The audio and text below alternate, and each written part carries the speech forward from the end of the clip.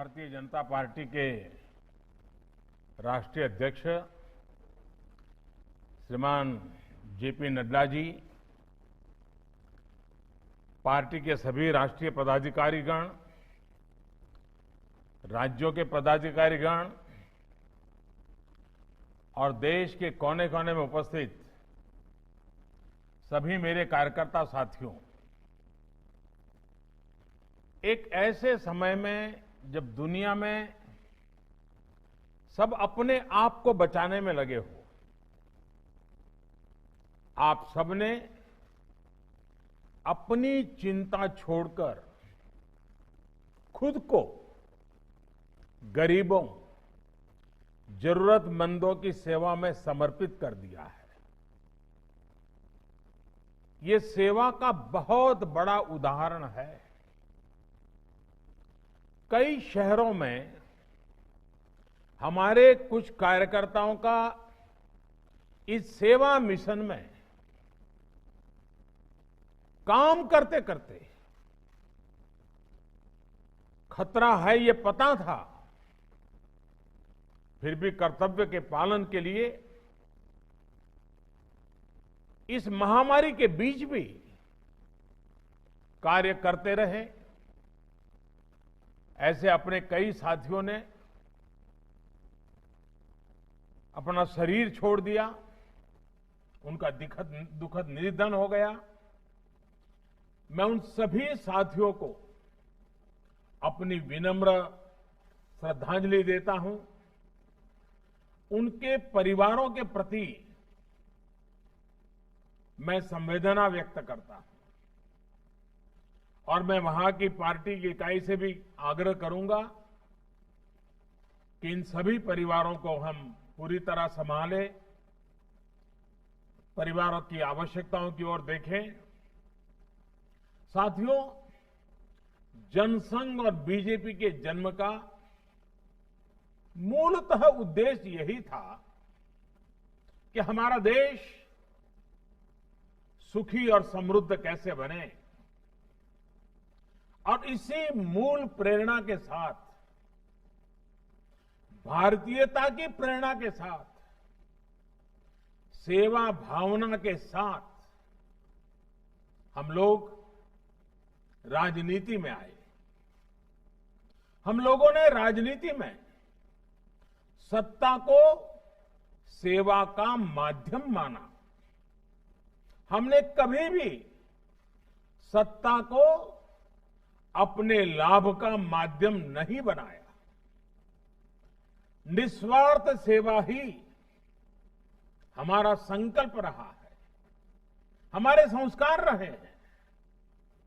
हमारे यहां कहा जाता है, यथा यथा स तृणे तुष्णेय, यथा यथाय तुष्यत तथा संतोष ये तुम। अर्थात जिसकी हम सेवा करते हैं उसका सुख ही हमारा संतोष है। इसी भावना से गरीबों के प्रति, इसी समभाव और ममभाव से हमारे कार्यकर्ताओं ने इतने कठिन समय में सेवा ही संगठन का इतना बड़ा अभियान चलाया है। आज जो मैंने प्रेजेंटेशन देखा तो मुझे सच में बहुत अचरज हुआ। मुझे मालूम था कि कोरोना काल में आप निरंतर काम कर रहे हैं, लेकिन लॉकडाउन की मुश्किल परिस्थितियों में जब सब कुछ बंद था और ये बीमारी कभी भी हमारे गले पड़ सकती है, ऐसा भय का माहौल था, लेकिन आपने समर्पित भाव से लाखों करोड़ों लोगों का जीवन आसान करने के लिए जो भी कर सकते हैं किया है। आप उनका सहारा बने हैं, उनके साथी बने हैं। ये बहुत ही बड़ा काम है। किसी ने मास्क बनाकर लोगों में बांटे, किसी ने घर घर गरीबों को राशन पहुंचाया, तो किसी ने प्रवासी कामगारों का जिम्मा उठा लिया। कितने ही कार्यकर्ता ऐसे हैं जिन्होंने तो 2, 4, 10 गरीबों को एक तरह से अपने परिवार का ही सदस्य बना लिया। जिसकी जितनी क्षमता थी उसने उससे ज्यादा करने की कोशिश की। अब देखिए, राष्ट्रीय अध्यक्ष जी ने का उदाहरण, अपने घर से रोज 500 परिवारों के लिए खाना बनाना और पहुंचाना, और वो भी 3 महीने तक। ऊपर से नीचे तक यही हमारे संस्कार रहे हैं। और इतना सब करने के बाद भी छोटे मोटे तो लाखों कार्यकर्ताओं ने काम किया। कहां सबकी तस्वीर टीवी पे आई है, कहां सबका नाम अखबार में छपा है, कहां अपने गांव के बाहर कौन जानता है। फिर भी सेवा परमो धर्मः, निस्वार्थ भाव से काम करते रहना। साथियों, दुनिया की नजरों में आप कोरोना काल में काम कर रहे थे, ये सच्चाई होने के बावजूद भी मैं मेरे नजरिए से कहूं, अगर खुद को कसौटी पर कस रहे थे, ऐसा मैं कह सकता हूं। आप अपने आदर्शों और व्यवहारों के बीच अपने आप को तपा रहे थे। साथियों, एक आधा आफत आई तो आपने उस आफत को भी अवसर में बदल दिया। ये कोरोना हमेशा इस बात के लिए तो याद रहेगा कि भारतीय जनता पार्टी ने अपने आप को एक डिजिटल एडिशन के रूप में डेवलप कर दिया है। हर कार्यकर्ता डिजिटल एक्टिविटी करने के लिए माहिर होता जा रहा है। अवसर ये कि आप ज्यादा से ज्यादा लोगों की सेवा कर सकें, ज्यादा से ज्यादा लोगों की तकलीफ कम कर सकें, उन्हें इस मुसीबत से उबार सकें। जिस पार्टी के इतने सैकड़ों सांसद हो, हजारों एमएलए हो, फिर भी वो पार्टी, उसका प्रत्येक कार्यकर्ता सेवा को प्राथमिकता दे, सेवा को ही अपना गंतव्य और मंतव्य माने, जीवन मंत्र माने। भारतीय जनता पार्टी के रूप में एक कार्यकर्ता के नाते मुझे बहुत गर्व होता है, बहुत आनंद होता है कि हम सब ऐसी संगठन के साथी हैं, सदस्य हैं। साथियों, ये विनम्रता, ये प्रेरणा हमें जनसंघ के जमाने से लेकर अब तक जो 4-4, 5-5 पीढ़ियों ने तप किया है, उस परंपरा से हमारे अंदर ये संस्कार संक्रमित हुए हैं। उनकी तपस्या से हमें ये सब मिला है। और जब हमारे पुरोगामियों की तपस्या से हमें ये मिला है, तो हमारा ये काम, हमारे संस्कार, हमारा ये व्यवहार, हमारा ये समर्पित जीवन आगे की पीढ़ियों के लिए भी प्रेरणा का कारण बनेगा, प्रेरणा देता रहेगा। साथियों, भारतीय जनता पार्टी अगर इतना कुछ कर पाती है, तो इसके पीछे हमारी एक और बहुत बड़ी विशेषता है।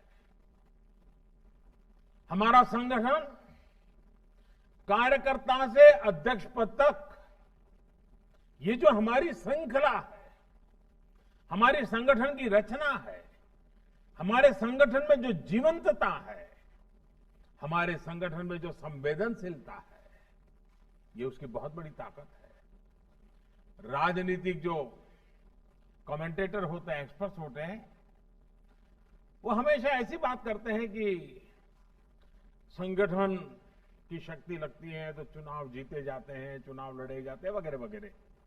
वो चुनाव के दायरे में ही संगठन को देखते हैं।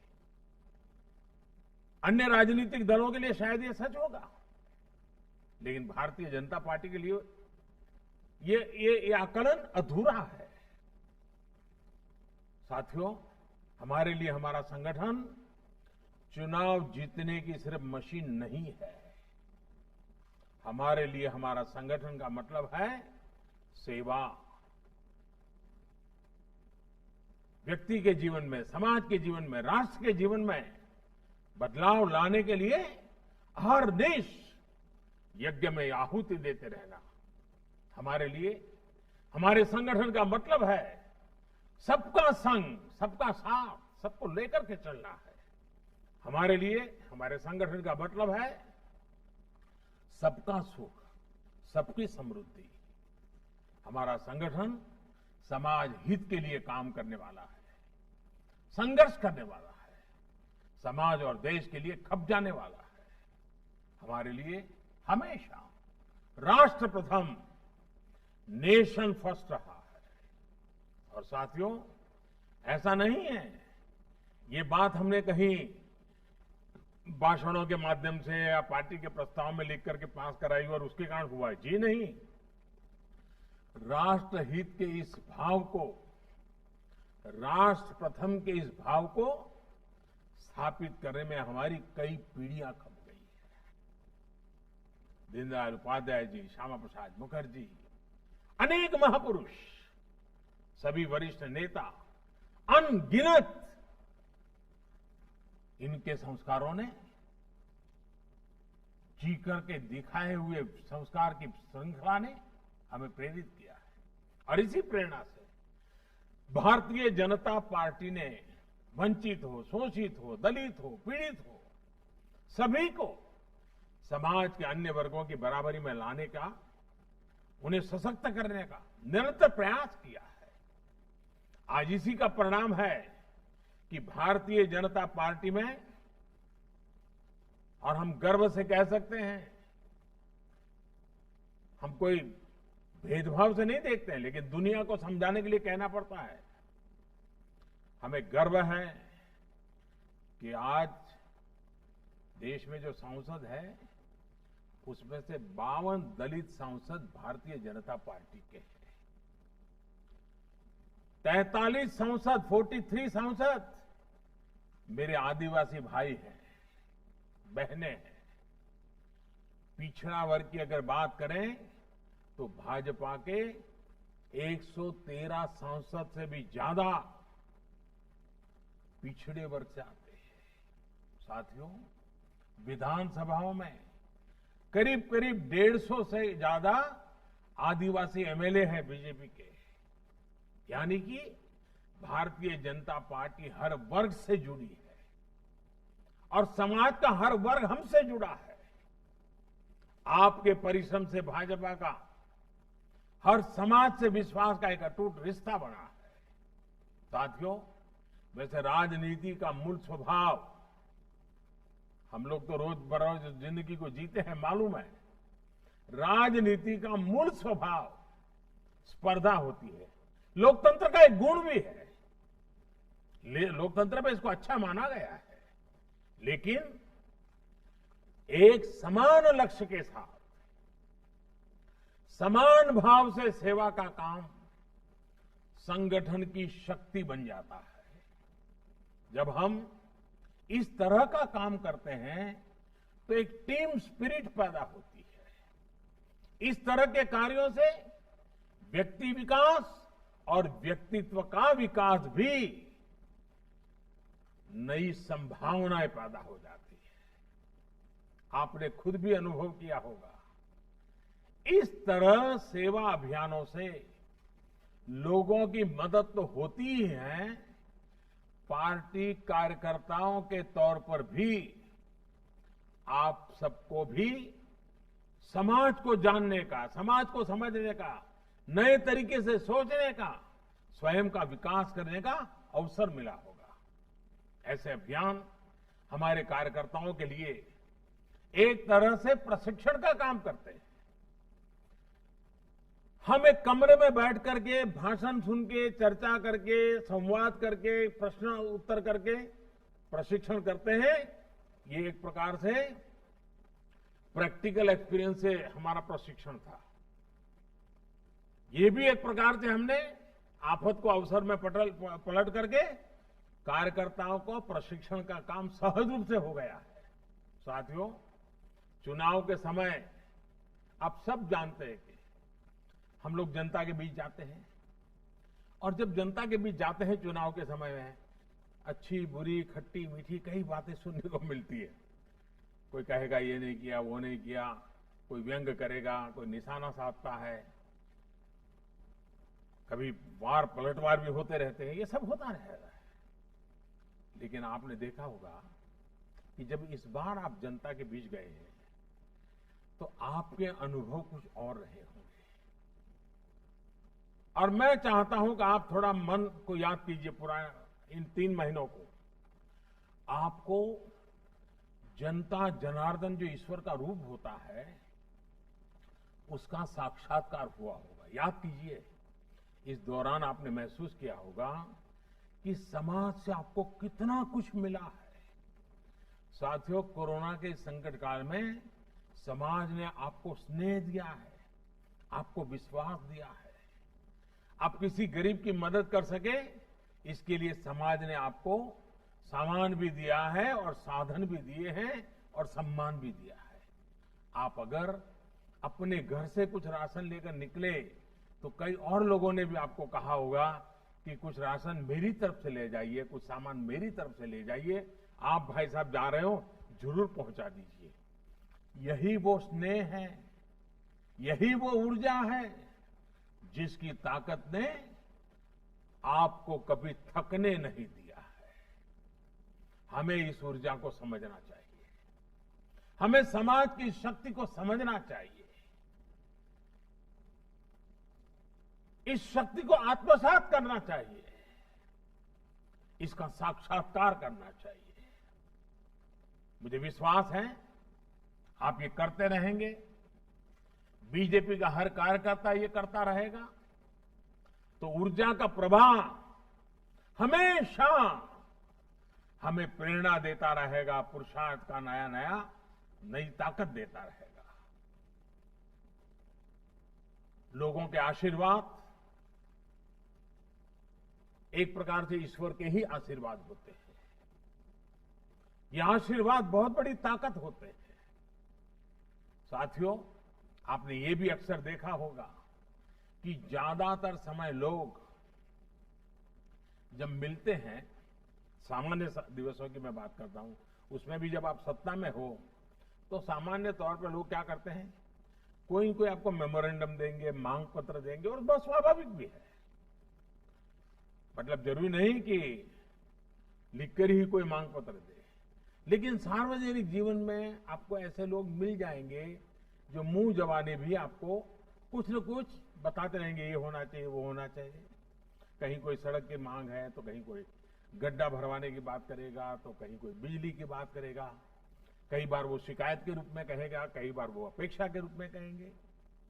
ऐसे में कुछ नेता कार्यकर्ता सोचते हैं कि ये क्या है, जब देखो कोई न कोई काम, कोई न कोई मांग, कोई न कोई शिकायत। लेकिन साथियों, आप सभी सार्वजनिक जीवन में है, सेवा करने के लिए आए हैं, इसलिए हम सबको इसमें अंतर्निहित जो भाव है उसको समझना होगा। और ये कोरोना की लड़ाई में इसको समझने में हमें सुविधा मिली है कि यही समाज हम पे कितना भरोसा करता है, हम पे कितना स्नेह करता है, और संकट की घड़ी में हमारे साथ रह करके समाज की भलाई के लिए कैसे आगे आता है, इस शक्ति को हमने अनुभव किया है। इसमें अंतर्निहित भाव यही है कि आओ आप समाज की मदद करो। समाज ने आपको यह अवसर दिया है, हम सबको अवसर दिया है, हम सबको समाज ने इस काम के लिए चुना है, दायित्व दिया है। साथियों, हमारे समाज में दूसरों के लिए कुछ करने की सेवा भाव की बहुत बड़ी ताकत होती है। हमें समाज की इस ताकत को पूजने का कोई अवसर छोड़ना नहीं चाहिए। और आपको तो संतोष होना चाहिए कि समाज ने हम सबको इस काम के लिए चुना है। सेवा करने के लिए ईश्वर ने हमें राह दिखाई है, जनता ने हमारा हाथ थामा है। समाज सेवा करना चाहता था, गरीब की मदद करना चाहता था, तो उसने हम सबको माध्यम बनाया है। साथियों, वैसे हम चाहें कार्यकर्ता की भूमिका में हो या सरकार में, वास्तव में हम देश की गरीब की सेवा उसका एक माध्यम है। ये सरकार 6 सालों से इसी विचार के साथ काम कर रही है। हमारी राज्यों की सरकारें भी इसी विचार से काम कर रही हैं। देश ने सही समय पर लॉकडाउन का फैसला किया तो आज दुनिया के मुकाबले भारत में हम कहीं ज्यादा लोगों की जिंदगी बचा पा रहे हैं। इस दौरान गरीबों को कम से कम दिक्कत हो, इसके लिए 2.25 लाख करोड़ रुपए के गरीब कल्याण पैकेज से लेकर गरीबों को अन्न के लिए, रोजगार के लिए सरकार ने विशेष योजनाएं शुरू की है।